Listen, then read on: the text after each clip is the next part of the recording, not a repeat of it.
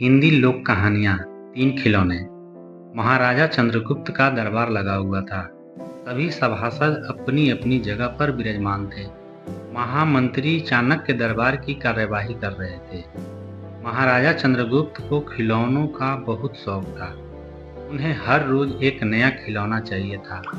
आज भी महाराजा के पूछने पर कि क्या नया है, पता चला कि एक सौदागर आया है और कुछ नए खिलौने लाया है।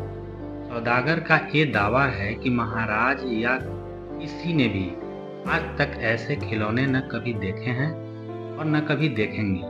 सुनकर महाराज ने सौदागर को बुलाने की आज्ञा दी। सौदागर आया और प्रणाम करने के बाद अपनी पिटारी में से 3 पुतले निकालकर महाराज के सामने रख दिए और कहा कि अन्नदाता, ये तीनों पुतले अपने आप में बहुत विशेष हैं। देखने में भले एक जैसे लगते हैं, मगर वास्तव में बहुत निराले हैं। पहले पुतले का मूल्य 1,00,000 मोहरे है, दूसरे का मूल्य 1,000 मोहरे है और तीसरे पुतले का मूल्य केवल 1 मोहर है।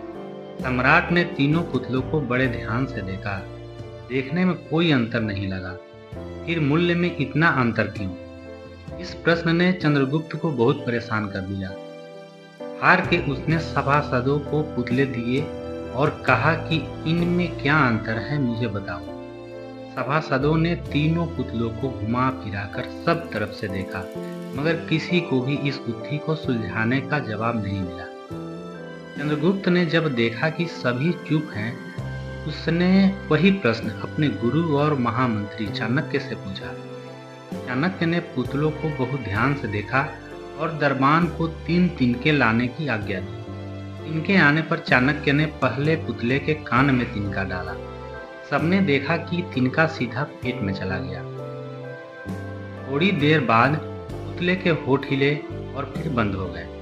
अब चाणक्य ने अगला तिनका दूसरे पुतले के कान में डाला।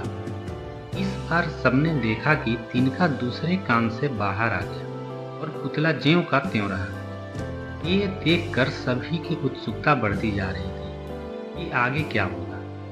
अब चाणक्य ने तिनका तीसरे पुतले के कान में डाला।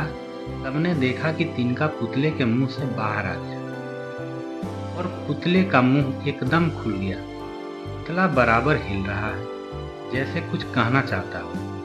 चंद्रगुप्त के पूछने पर ये सब क्या है और इन पुतलों का मूल्य अलग अलग क्यों है, चाणक्य ने उत्तर दिया, राजन, चरित्रवान सदा सुनी सुनाई बातों को अपने तक ही रखते हैं और उनकी पुष्टि करने के बाद ही अपना मुंह खोलते हैं।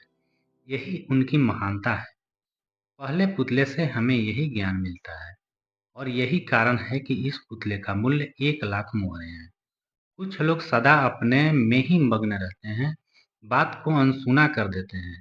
उन्हें अपनी वाहवाही की कोई इच्छा नहीं होती। ऐसे लोग भी किसी को हानि नहीं पहुंचाते। दूसरे पुतले से हमें यही ज्ञान मिलता है और यही कारण है कि इस पुतले का मूल्य 1,000 मोहरे है। कुछ लोग कान के कच्चे और पेट के हल्के होते हैं। कोई भी बात सुनी नहीं कि सारी दुनिया में शोर मचा दिया। इन्हें झूठ सांची का कोई ज्ञान नहीं, बस मुंह खोलने से मतलब है।